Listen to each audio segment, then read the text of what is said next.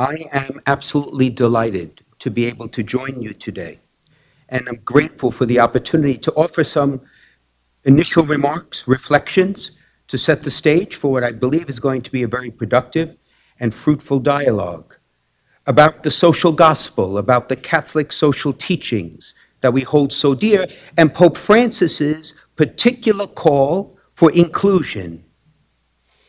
I believe this topic is of grave significance for many reasons, not least of which, my friends, I believe we're living in a window of opportunity because given all of the dislocation caused by the pandemic, everyone now is comfortable with the notion that things need to change.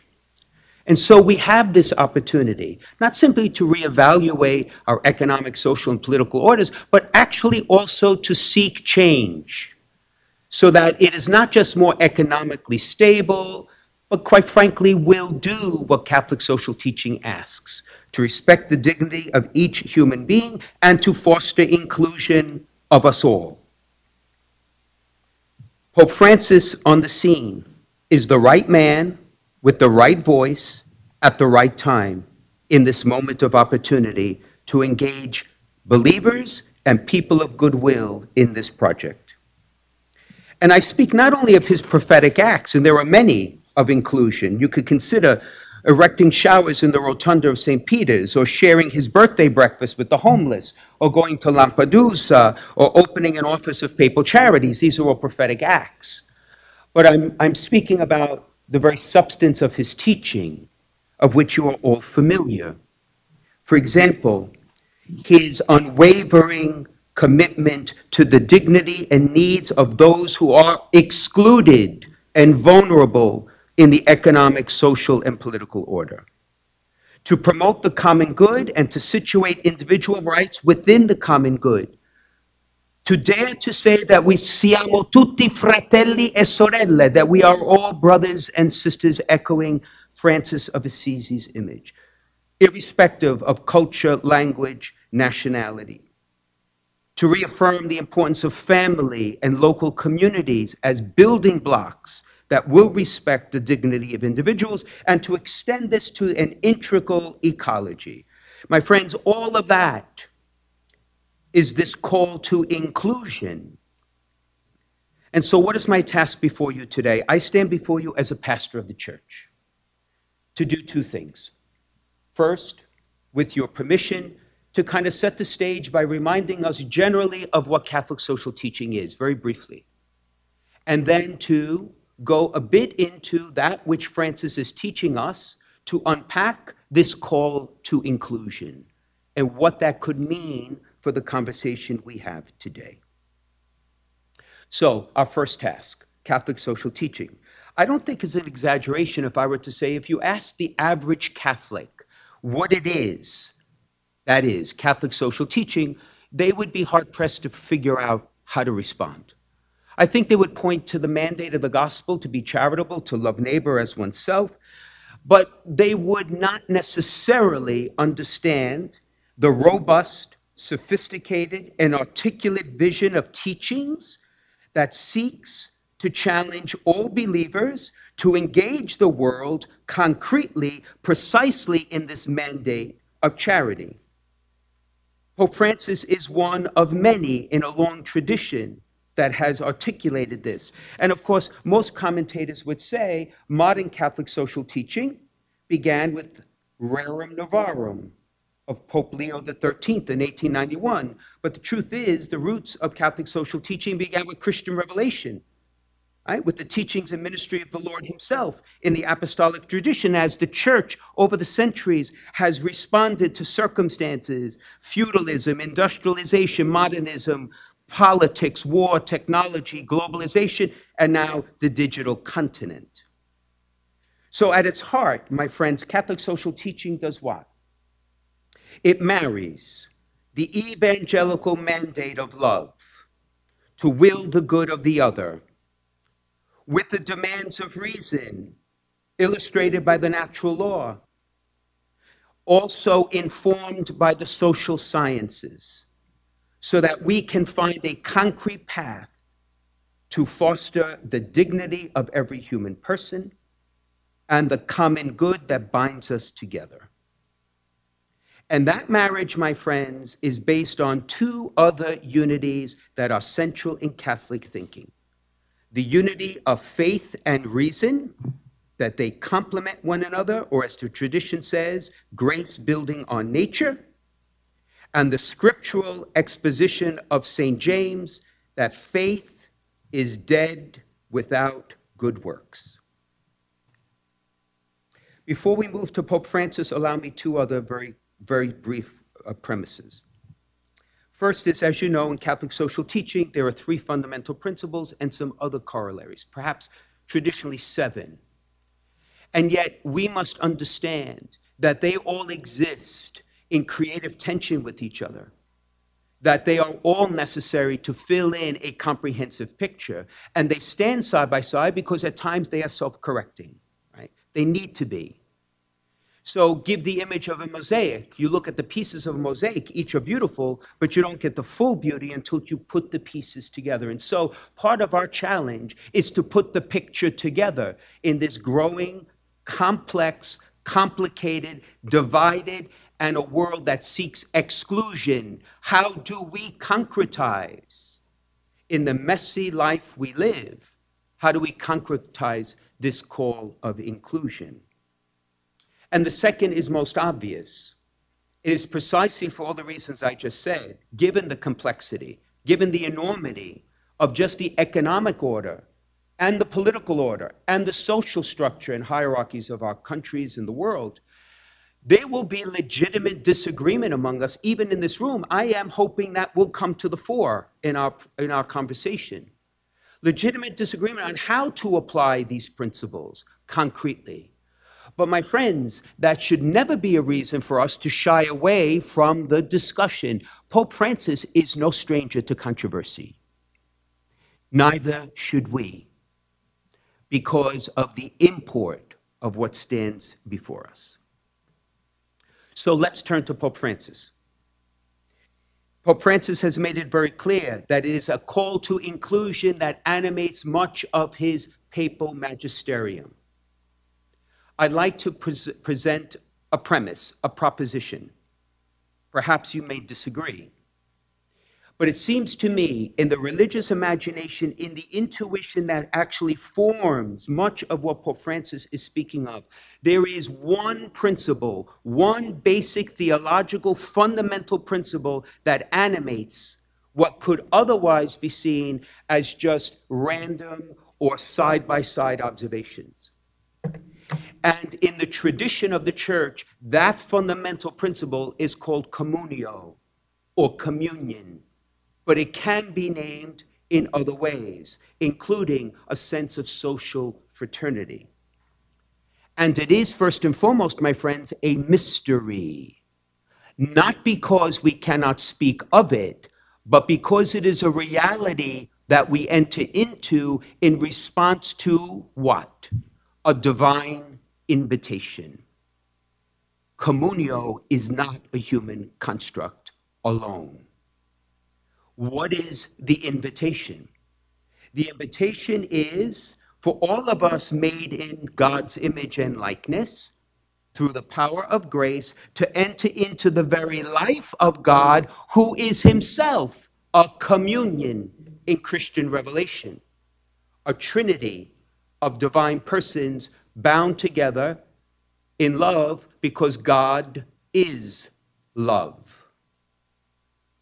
And that union, that invitation into this life reminds us of who we are and reminds us of the bond we share with everyone of all races and religious traditions. And it also reminds us of the obligation we have to sustain our common life, even in the respect and care of creation. In chapter 1 of Fratelli Tutti, I'm paraphrasing the Holy Father when he says, there are no others, no them, only us, who includes God. Allow me a scriptural diversion. Where does this come from? In the Old Testament, in the Jewish scriptures, it's the notion of covenant, that God binds himself to his people even though they do not necessarily deserve it, and even though they are unfaithful. There is an unbreakable invitation to share his life. And for those of us in the Christian tradition, we believe that that covenant is fulfilled in the death and resurrection of Jesus. Because, why? Not simply because he forgives our sins in his free sacrifice on the cross, but because in the outpouring of the Spirit, he is the bridge into the very life of God. He is the bridge into an everlasting communion. And so if that is who we are, then that is shared, as I said previously, with every other human being, not by choice necessarily, but just as a consequence of who we are. In Fratelli Tutti, Article 94, the Pope says, only by cultivating this way of relating to one another will we make possible a social friendship that excludes no one and a fraternity that is open to all. So when the Holy Father speaks of inclusion, he is not speaking of something transactional. He is speaking of the very change of mentality and lifestyle, which is a fundamental reflection of who we are in Christ. We are to live that way because we should know no other way how to live because of who we are. And we are impelled by that communion, that common union, to redefine not only our personal relationships, but every structure that is of a human construct. Fraternal love and social friendship can be synonyms for the very reality I'm speaking about. So when this is applied in action, you will see Pope Francis constantly speaking about mercy. Well, you see, my friends, the effect of living communion is mercy. It's the living bridge, so no one is left behind.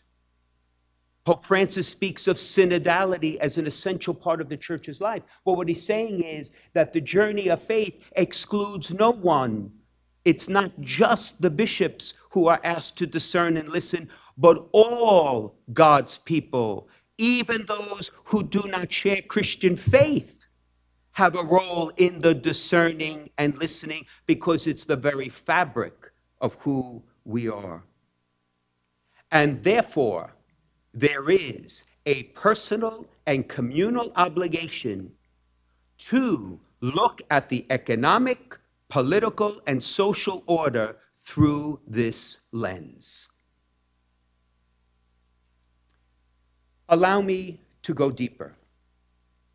I'm going to use the three fundamental principles of Catholic social teaching, perhaps to illustrate a bit more granular what Pope Francis is teaching us. And if you recall, St. John Paul II in Ecclesia in America, Article 55 says, her, that is the church's moral vision in this area, Catholic social teaching, rests on three cornerstones of human dignity, solidarity, and subsidiarity.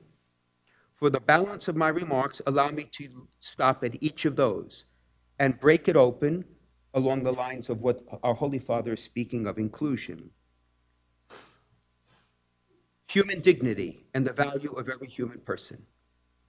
Pope Francis has made it clear that he reaffirms the dignity and value of unborn life.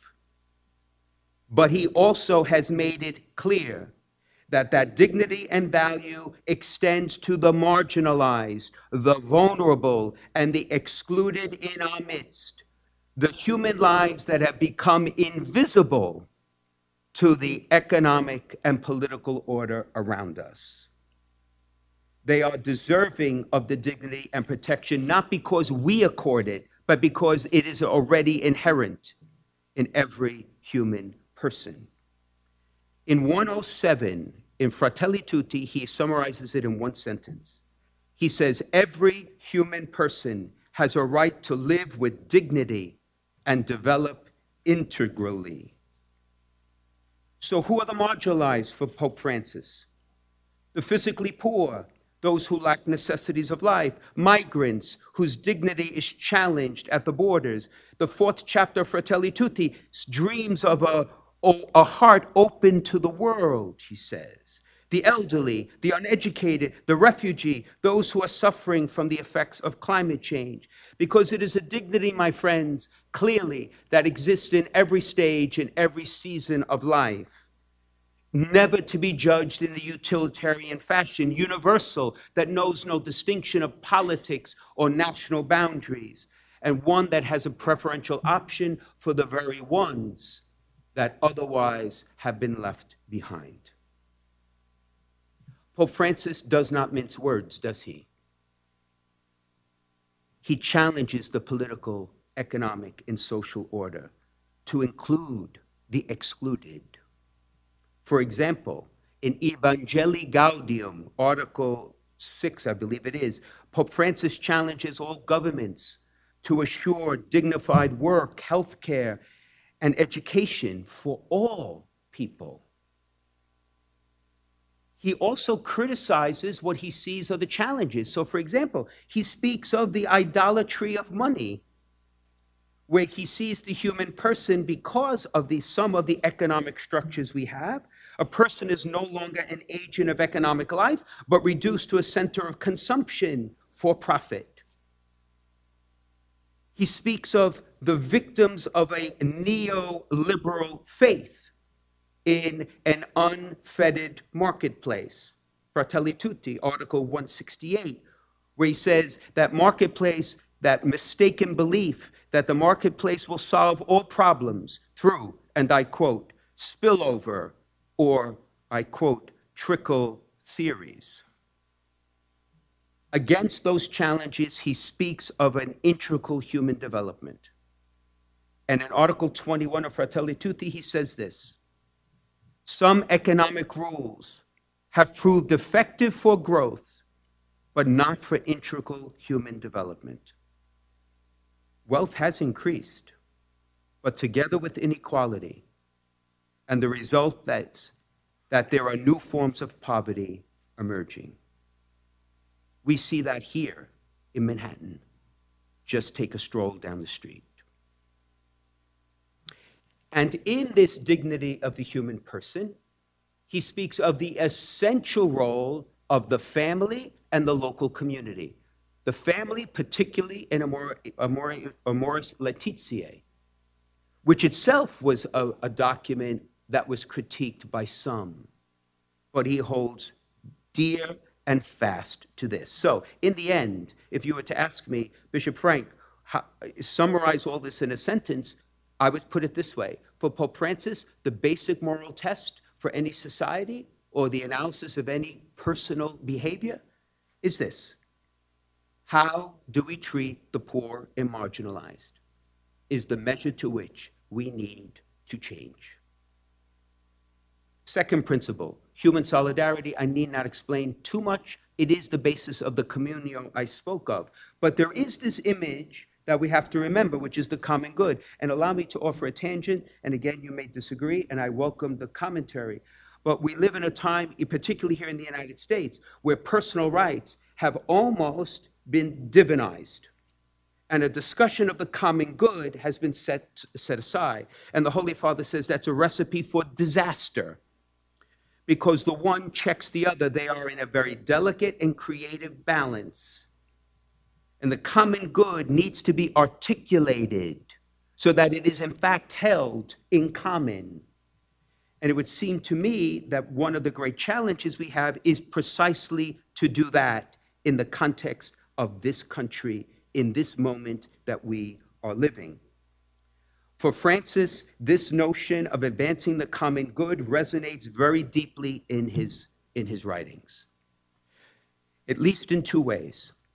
He challenges his listeners to understand the common good as essential in any conversation of an economic, political, or social order. And when he says the common good, he is speaking of the long-term common good. Fratelli Tutti, Article 176, when he says, true statecraft is manifest when in difficult times We uphold high principles and think of the long-term common good. Imagine in chapter 5 of Fratelli Tutti, the Holy Father actually challenges us to rethink a better type of political order, one based on charity and fraternity. He calls it political love. Do you see a lot of political love in Washington? We have a lot of work to do. And he speaks of this ideal of a fraternal society, and he says it's based on dialogue, which again, in our contemporary world, it is becoming harder and harder to do. In fact, to the Hungarian bishops, which he just visited last week, he said, if we want the river of the gospel here also in Hungary to penetrate people's lives and, note the emphasis, to lead to a more fraternal and solidary society, which is a synonym for an inclusive society, the church needs to build new bridges of dialogue. And the Pope has been insistent on that for all believers. And then, of course, he speaks, like he did for human dignity, does not mince words on the societal structures and the obstacles that prevent that. The very opening chapter of Fratelli Tutti, if you've read it, is sobering. The topic is dark clouds over a closed world, kind of summarizes the theme. He speaks of a new tyranny in Evangelii Gaudium, where he says, and allow me to quote this, he says, while the earnings of a minority are growing exponentially, so too is the gap separating the majority from the prosperity enjoyed by what he calls the happy few. This imbalance is the result of ideologies which defend the absolute autonomy of the marketplace and financial speculation.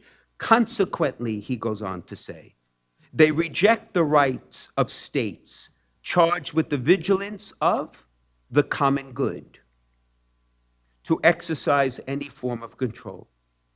And then he concludes, a new tyranny is thus born, invisible, often virtual, which unilaterally and relentlessly imposes its laws and rules.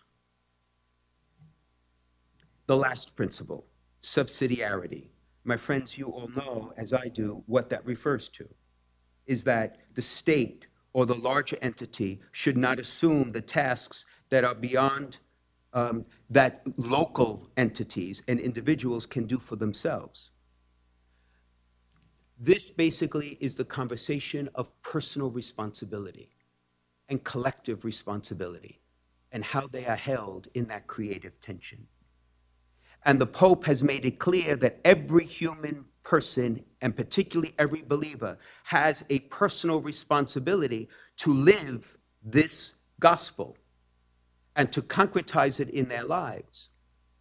But there's also a responsibility to protect the common good. And so, for example, when we speak of personal property, the church has always held, and Pope Francis also holds, that every person has a right to own property.